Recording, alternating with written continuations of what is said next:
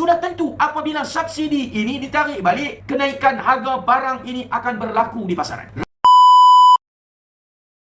Subsidi kurang 50%. Hampa tak berasa sekarang ini yang hampa pergi beli telur ayam ni di kedai, harga mula tidak ada subsidi. Hampa tahu tak? Telur ayam ini bukan makanan golongan-golongan atasan. Ini telur ayam adalah makanan rakyat marhin. Rakyat marhin ini adalah majoriti dalam negara. Golongan-golongan pertengahan M40 ke bawah ini adalah di kalangan rakyat-rakyat marhin yang ramai menggunakan telur ayam sebagai sumber protein makanan kebanyakan rakyat Malaysia. Kerajaan bersetuju menamatkan kawalan harga telur ayam dan mengurangkan subsidi bahan mentah itu sebanyak 50%. Bermula bila? 1 Mei. Sebelum pemberian subsidi ditamatkan sepenuhnya 1 Ogos depan.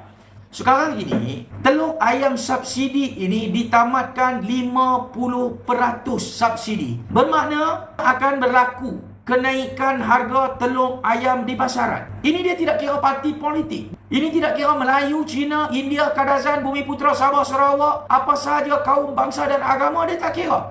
Apabila subsidi ini ditarik balik, hang parti politik mana, hang sokong siapa, hang bawa ideologi mana, semua akan kena.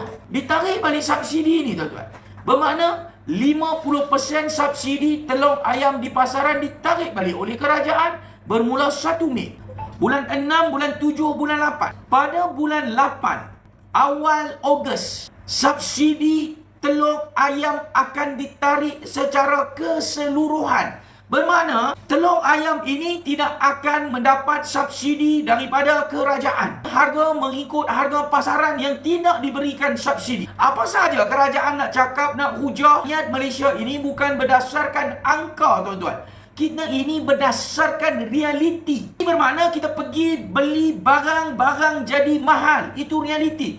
Angka perbincangan berapa peratus kenaikan, korang untung rugi, kerajaan buat nilaian, ini telah menyelamatkan kos berbilion ringgit. Ini adalah angka yang kerajaan bentang. Rakyat, dia tak peduli angka yang kerajaan bentang. Dia tahu pergi pasar beli barang-barang mahal. Ini tuan-tuan, kita kena faham. Sebab yang menentukan kerajaan pada hari ini adalah majoritinya rakyat marhin. Majoriti rakyat yang membuang undi dalam negara menentukan kerajaan, memilih parti-parti politik yang letak calon dalam pilihan raya adalah rakyat marhin golongan pertengahan M40 ke bawah. Ini realiti yang ditanggung oleh kita sebagai rakyat marhin. Bagaimana tekanan ini yang kita akan hadapi? Ini melibatkan kos sara hidup. Cuma apa tengok Pakatan Harapan sebelum menjadi kerajaan. Apa yang diorang lawan, apa yang diorang bawa hujah, apa yang diorang bagi tekanan kepada kerajaan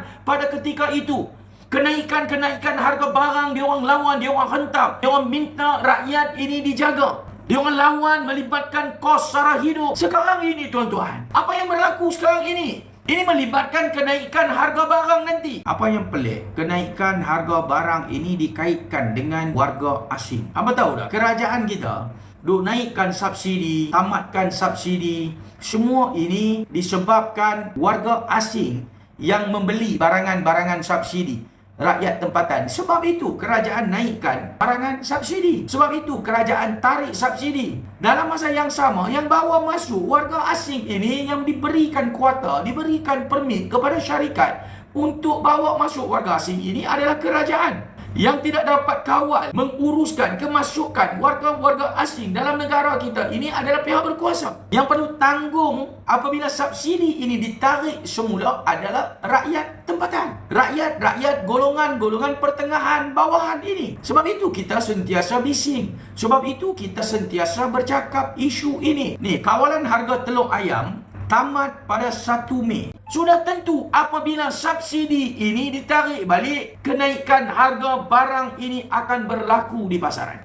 Sudah tentu apabila subsidi ini ditarik balik, kenaikan harga barang ini akan berlaku di pasaran. Rakyat cukup terkesan dengan kenaikan harga barang dan kos sara hidup. Terutamanya bagi masyarakat-masyarakat, rakyat-rakyat yang tinggal di kawasan-kawasan bandar. Ini cukup tertekan dengan kos sara hidup, bukan setakat harga barang sahaja naik, sewa permis, stall, rumah, semua ini berlaku kenaikan tuan-tuan.